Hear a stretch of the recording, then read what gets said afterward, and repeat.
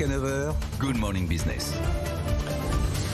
Le début de l'année 2023 s'annonce tendu sur le plan social avec la réforme des retraites, celle de l'assurance chômage qui provoque déjà la colère des syndicats. On va en parler avec Emmanuel Grimaud, président fondateur de Maximis Conseil. Bonjour. Bonjour. Merci d'être avec nous. Première date à retenir le 10 janvier lorsque sera présenté le détail de la réforme des retraites. Certains nous disent que le climat sera sans doute plus explosif que lors des manifestations des Gilets jaunes parce qu'on cumule énormément de facteurs négatifs, à commencer évidemment par la baisse de pouvoir d'achat, mais aussi ces deux réformes qui seront sur la table en même temps.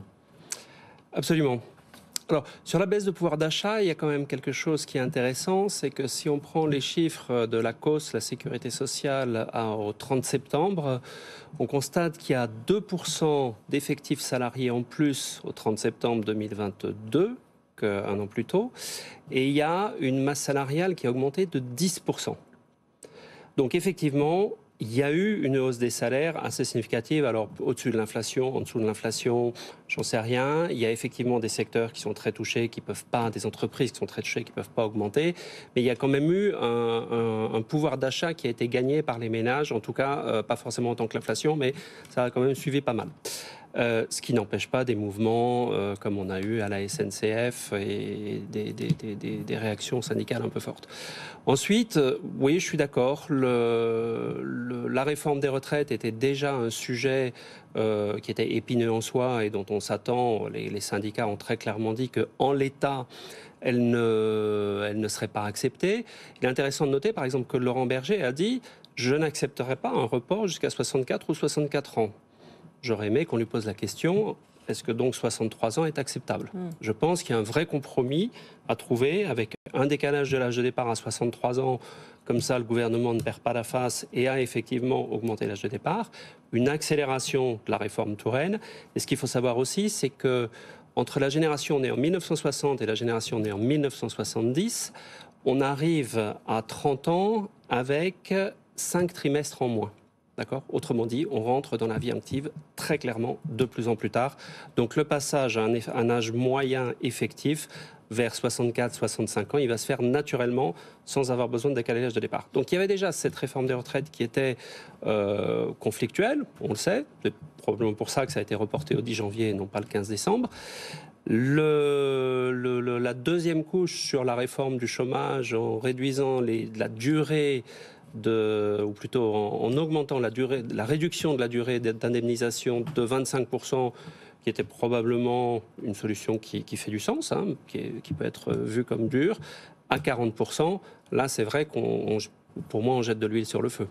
Dans la mesure où c'est en cas de chômage qui descend en dessous des 6%, hypothèse crédible ? On est à 7,2% au dernier chiffre. On a une tendance qui est plutôt bonne. 2023, il y aura peut-être un petit peu plus de crise, mais là encore, les effectifs salariés continuent à augmenter. Donc oui, c'est pas impossible, un 6%. Mais là encore, si on n'y arrivait pas, pourquoi aller mettre ce chiffon rouge alors qu'il y a déjà un sujet de débat, qui est un vrai sujet de débat, qui est un vrai sujet de société qui est intéressant. Oui, ça veut dire que le gouvernement y croit en fait. Au 6% ? Oui. Peut-être. Sur l'âge de départ à la retraite, est-ce que c'est une vraie question ? Est-ce que c'est la question essentielle ? Vous en parliez, les syndicats sont arc-boutés sur cette question de l'âge. Est-ce que c'est franchement le point le plus important de cette réforme ? Alors, est-ce qu'il faut travailler plus longtemps ? Oui. Pour toutes les questions qu'on connaît, l'allongement de l'espérance de vie, le ratio actif-retraité. Donc oui, il faut travailler plus longtemps. Quel est le meilleur moyen de nous faire travailler plus longtemps ? Comme je vous disais, on rentre de plus en plus tard sur la vie active. Entre les personnes qui sont parties cette année, qui devaient travailler 167 trimestres, réforme Touraine, et ceux qui sont nés en 1972, ils devront travailler 172 trimestres. Donc on va tous travailler, Stéphane, vous allez travailler 5 trimestres de plus par la réforme Touraine. Donc vous partez 1 an ou 2 ans plus tard parce que vous êtes rentré dans la vie active plus tard, vous travaillez 5 trimestres de plus, donc mécaniquement, là où on partait l'année dernière à 63 ans et 3 mois, on va partir à 65 ans. L'inconvénient de l'âge la borne d'âge, l'âge légal, c'est qu'effectivement, c'est pénalisant pour les personnes qui ont commencé à travailler jeunes et très jeunes. Et le problème, c'est la fin de carrière. Il faut aussi se pencher sur ce problème. Certains syndicats sont vraiment très concernés par la fin de carrière, le sort des seniors dans l'entreprise. Alors, il y a très intéressant, il y a deux angles là-dessus.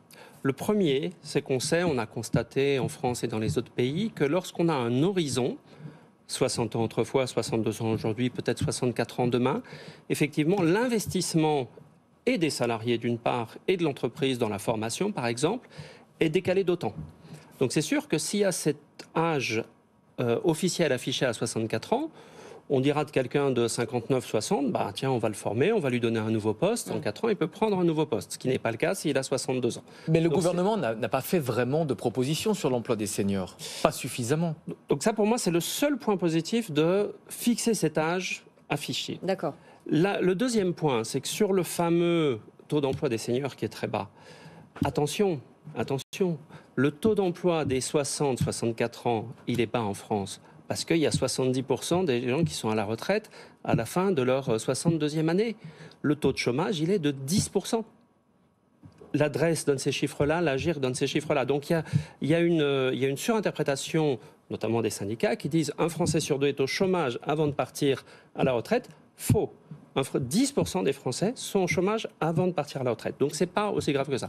Ensuite, on est bien d'accord, il faut garder les seniors plus longtemps, il faut mettre en place des schémas d'atterrissage en douceur, comme la retraite progressive, comme le temps partiel, comme le cumul emploi-retraite. Ce sont des dispositifs qui existent, qui, pour certains, sauf la retraite progressive, marchent bien.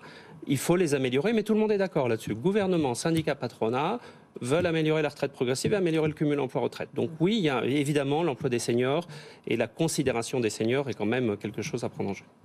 Fondamentalement, est-ce que cette réforme des retraites, elle est indispensable? On entend encore certains responsables politiques, notamment à gauche, nous dire que d'un point de vue économique, ça n'est pas indispensable. Alors, est-ce que les caisses de retraite sont en déficit catastrophique cette année? Non, puisque l'Agirc, qui on attendait à l'origine un excédent cette année à 3 milliards, il nous a annoncé 5 milliards, peut-être pour nous préparer à 6 milliards. Les excédents sont très forts, notamment parce que les cotisations ont augmenté de 10%. Est-ce que là encore, comme je disais tout à l'heure, il faut travailler plus longtemps? Oui.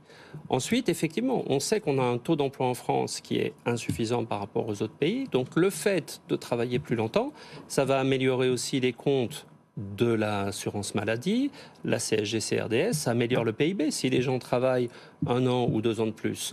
Mais donc oui, là encore, c'est indispensable de travailler plus longtemps. Est-ce qu'on a une urgence au mois près? Non, probablement pas.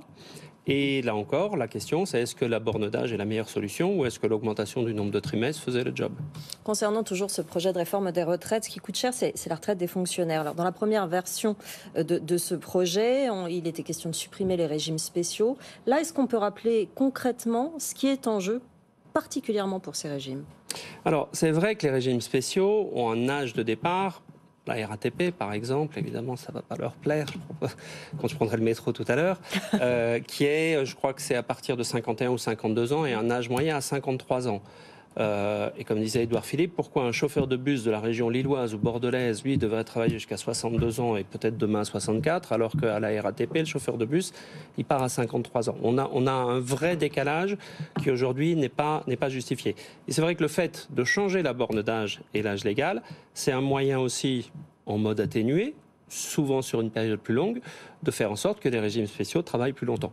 Mais la vraie question, effectivement, les régimes spéciaux sont financés par l'État, par l'impôt. Donc, vous payez 2 fois. Vous payez votre retraite avec vos cotisations et vous payez également avec votre impôt le déficit des régimes spéciaux, le déficit de la SNCF et le déficit des régimes des fonctionnaires, puisqu'en fait, comptablement, il n'apparaît pas, mais il y a un vrai déficit du régime des fonctionnaires. Merci beaucoup Emmanuel Grimaud pour ce décryptage, pour votre analyse, président fondateur de Maximis Conseil.